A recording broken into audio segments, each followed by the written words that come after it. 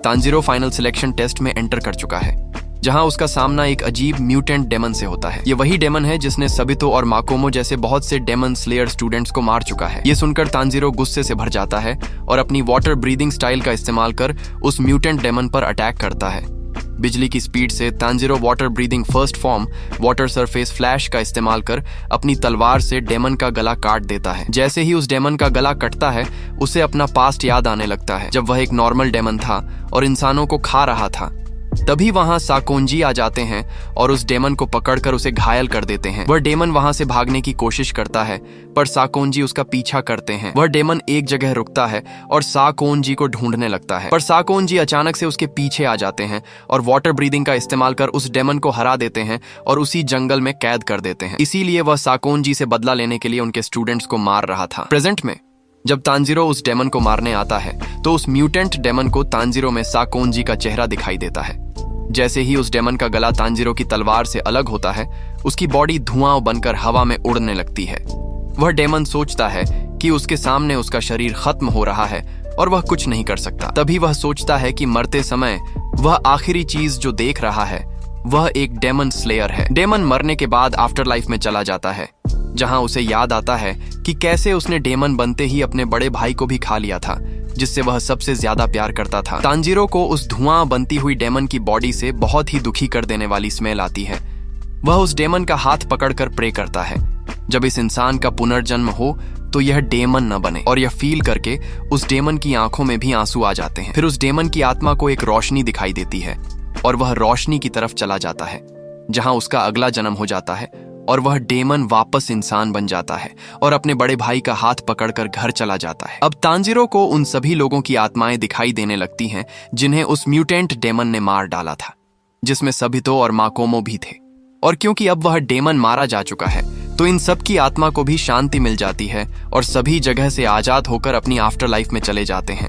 अगले कुछ घंटों तक तांजीरो डेमन से फाइट करता है और उनसे बात करने की कोशिश करता है कि डेमन्स वापस इंसान कैसे बन सकते हैं ताकि वह नेजुको को ठीक कर सके, पर उसे किसी भी सवाल का जवाब नहीं मिलता है, क्योंकि डेमन्स को बस इंसान खाना होता है, जिसकी वजह से तांजीरो को उन सभी डेमन्स को मारना पड़ता है। आखिरकार तांजीरो वापस उस जगह सही सलामत पहुंच जाता है जहां उसका फाइनल सिलेक्शन होना होता है। वहां वह देखता है कि उसके अलावा बस 3 ही लोग जिंदा बचे हैं, जबकि यहाँ 20 बच्चे फाइनल टेस्ट देने आए थे, और जिस बच्चे को तांजीरो ने म्यूटेंट डेमन से बचाया था वह भी मारा गया है। उन चारों लोगों में 3 लड़के और 1 लड़की होती है। तांजीरो के पास खड़े गोल्डन बालों वाले लड़के को तो यकीन ही नहीं होता कि वह जिंदा बच गया है, और उनके साथ वाली लड़की बस अपनी बटरफ्लाई को देखकर स्माइल करती रहती है और पूरे टाइम एक शब्द भी नहीं बोलती। थोड़ी देर बाद वह 2 ट्विन सिस्टर्स फिर से वहां आती हैं और उन चारों को फाइनल सिलेक्शन टेस्ट पास करने के लिए कॉन्ग्रेट्स करती हैं। लास्ट वाला लड़का उनसे पूछता है कि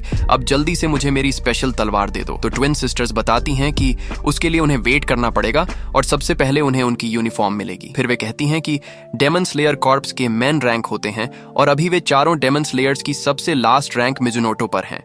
इसके बाद वे कहती हैं कि उन्हें अपनी तलवार के लिए पहले मेटल चुनना है और फिर 10 से 15 दिन बाद उन्हें उनकी तलवारें दी जाएंगी। फिर ट्विन सिस्टर्स ताली बजाती हैं, जिससे इन सभी के पास एक एक क्रो आकर बैठ जाता है। सिस्टर्स बताती हैं कि ये कसुगाई क्रोज हैं और ये डेमन स्लेयर्स के लिए ही हैं। इनके जरिए उन्हें उनके मिशन दिए जाएंगे और वे आपस में बात कर पाएंगे। पर गोल्डन बालों वाला लड़का देखता है कि उसे क्रो नहीं बल्कि एक चिड़िया मिली है, और लास्ट वाले लड़के को इससे कोई फर्क नहीं पड़ता और वह एक ट्विन सिस्टर के पास जाकर उसके बाल पकड़ लेता है और पूछता है कि उसके नीचे तलवार कहाँ है, उसे बस वही चाहिए थी। तभी तांजीरो वहां आ जाता है और उस लड़के का हाथ पकड़कर कहता है कि इसे छोड़ दो वरना मैं तुम्हारा हाथ तोड़ दूंगा। वह लड़का और भड़क जाता है और तांजीरो को चैलेंज करता है कि तुम में जितना दम हो तुम लगा कर देख लो, पर तांजीरो के उसका हाथ थोड़ा सा ही तेज पकड़ने से लड़के को दर्द हो जाता है और वह ट्विन सिस्टर के बाल छोड़ देता है। अब नेक्स्ट सीन में चारों डेमन स्लेयर्स अपनी अपनी तलवारों के लिए ओरे मेटल चुनते हैं, पर सभी मेटल एक जैसे दिख रहे थे, जिससे किसी को कुछ समझ नहीं आता। गोल्डन बालों वाला लड़का सोचता है कि वह कुछ समय में वैसे ही नहीं बचेगा, तो इसका कोई मतलब नहीं है। तांजीरो को भी नहीं पता होता है कि वह क्या करे, पर फिर उसे कुछ स्मेल आती है और वह ऑर्स के पास बढ़कर उनमें से एक को चुन लेता है। वहीं दूसरी तरफ एक आदमी अपने घर में बैठा होता है, जहां उसका कसुगाई क्रो आकर बताता है कि फाइनल टेस्ट में इस बार 5 लोग जिंदा बचे हैं, और वह आदमी खुश होकर सोचता है कि ये सब किस तरह के डेमन स्लेयर्स बनेंगे। इसके बाद तानजीरो साकोनजी के घर वापस जाने लगता है, लेकिन टेस्ट की वजह से वह बहुत ज्यादा थक चुका था। पर कुछ देर में वह वापस खड़ा होकर फिर चलना शुरू कर देता है। रात होने तक तानजीरो जैसे तैसे माउंट सगिरी पहुंचकर साकोनजी के घर आ जाता है। तभी उसे वहां का दरवाजा टूटा हुआ दिखाई देता है और उसमें से नेजुको निकलकर बाहर आती है। तानजीरो नेजुको को जागता हुआ देखकर बेहद खुश हो जाता है और भागते हुए उसके पास आने लगता है। नेजुको भी तानजीरो की तरफ आती है और दोनों एक दूसरे को गले लगा लेते हैं। तानजीरो रोते रोते कहता है कि तुम तो ठीक हो गई हो, मुझे लगा था कि अब तुम कभी नहीं उठोगी। साकोनजी भी तानजीरो को देखता है और उन दोनों को आकर गले लगा लेता है। वह खुशी से कहता है, तुम आखिर जिंदा बच गए, तुमने कर दिखाया। अब तीनों वापस घर में आ जाते हैं। यहाँ साकोनजी तानजीरो को शाबाशी देते हैं म्यूटेंट डेमन को मार गिराने के लिए। वह फिर तानजीरो को अलग अलग तरह के डेमन्स के बारे में बताते हैं, जिसमें कुछ डेमन्स तो ब्लड डेमन स्पेल को अपनाकर सुपरनैचुरल पावर्स हासिल कर लेते हैं और तुम्हें ऐसे डेमन्स आगे मिलते रहेंगे। तानजीरो पूछता है कि क्या नेजुको भी इस तरह की कोई डेमन है जो सोती रहती है, पर साकोनजी को ऐसा नहीं लगता है, बल्कि उन्हें लगता है कि इंसानों को खाने के बदले नेजुको लंबे समय तक सोती रहती है ताकि वह खुद को रिकवर कर सके। कुछ दिन बीत जाता है और तानजीरो देखता है कि एक अजीब सी टोपी वाला आदमी उनके घर की ओर आ रहा है। वह आदमी पूछता है कि यहाँ कोई तानजीरो रहता है क्या, जिस पर तानजीरो बताता है कि मैं ही तानजीरो हूँ, बताइए क्या काम है। आदमी कहता है कि मैं यहाँ तुम्हारी नई तलवार देने आया हूँ। तो तानजीरो उसे घर के अंदर बुलाता है, पर वह आदमी उसे पूरी तरह इग्नोर करके बस तलवार के बारे में बातें करता रहता है। वह बताता है कि यह बहुत ही स्पेशल निचिरिन तलवार है, इसे मैंने खुद बनाया है और यह स्कारलेट क्रिम्सन सैंड और स्कारलेट क्रिम्सन ओरे के मेटल से बनी है। इसका मटेरियल ऐसे पहाड़ों पर बनता है जो दिन भर धूप में रहते हैं। वह आदमी फिर तानजीरो को देखता है और तानजीरो उसका चेहरा देखकर शॉक हो जाता है, क्योंकि उसने एक ह्योत्तो को मास्क पहना हुआ था।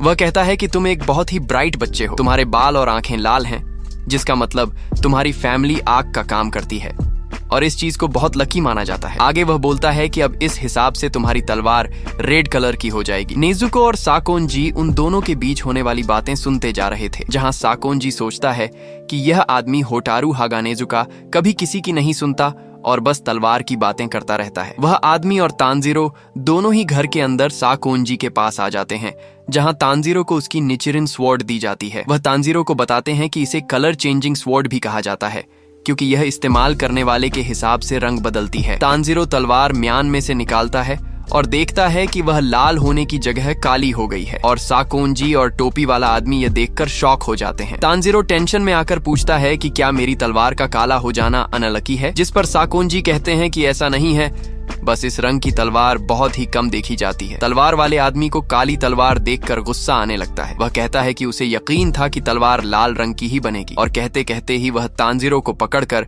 उसका गला दबाने लग जाता है और तानजीरो सोचता है कि यह आदमी तो बिल्कुल बच्चों जैसा है। तभी वहां तानजीरो का कसुगाई क्रो आ जाता है और वह बताता है कि वह तानजीरो के लिए उसका पहला मिशन लेकर आया है। तानजीरो यह देखकर शॉक हो जाता है कि वह क्रो बात कर सकता है। फिर वह क्रो बताता है कि नॉर्थ वेस्ट डायरेक्शन में एक गांव है, कोई डेमन वहां की जवान लड़कियों को किडनैप कर रहा है और रोज कम से कम एक लड़की तो गायब हो ही रही है। तुम्हारा मिशन है कि उस गांव में जाकर जो भी डेमन इसके लिए जिम्मेदार है उसे मार गिराना। क्रो कहता है कि तुम्हें अच्छे से तैयार हो जाना चाहिए, क्योंकि यह तुम्हारा डेमन स्लेयर बनने के बाद पहला मिशन है। तानजीरो भी इससे अपनी तलवार को टाइट पकड़ लेता है और कहता है समय आ गया है। और इसी के साथ डेमन स्लेयर का एपिसोड नंबर 5 यहीं खत्म हो जाता है।